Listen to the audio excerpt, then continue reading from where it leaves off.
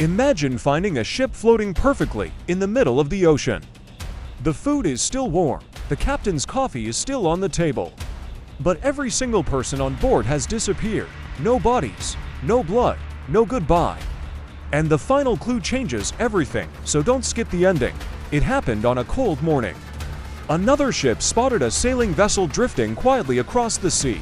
Nothing looked unusual. The sails were still up. The cargo was untouched. From a distance it looked completely normal. But when the rescue crew climbed aboard, they froze. The entire ship was empty. Not one person remained. The captain's cabin looked lived in. A meal had been prepared. A pipe was sitting on the table. Beds were still made. Personal belongings were everywhere. No signs of violence, no struggle, no panic. It looked as if everyone had vanished in the middle of an ordinary day. Investigators searched every corner. They expected to find at least one clue. Instead, they found only questions. The lifeboat was gone. But why would experienced sailors abandon a perfectly good ship? The weather had been calm. There were no pirate attacks.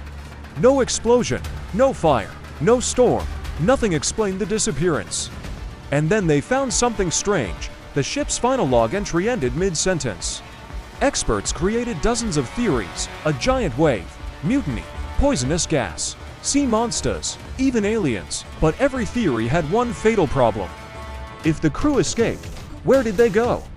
No bodies were ever found. No survivors ever came forward. No confession was ever made. More than a century later, the mystery remains unsolved. The ship had a name: Mary Celeste. It became one of history's greatest unsolved mysteries. Thousands of books have been written. Scientists still debate it today. But nobody knows exactly what happened on that quiet afternoon when 10 people disappeared without leaving a single answer behind. So here's the question: if you were the first person to step onto that silent ship, would you explore it or turn around immediately?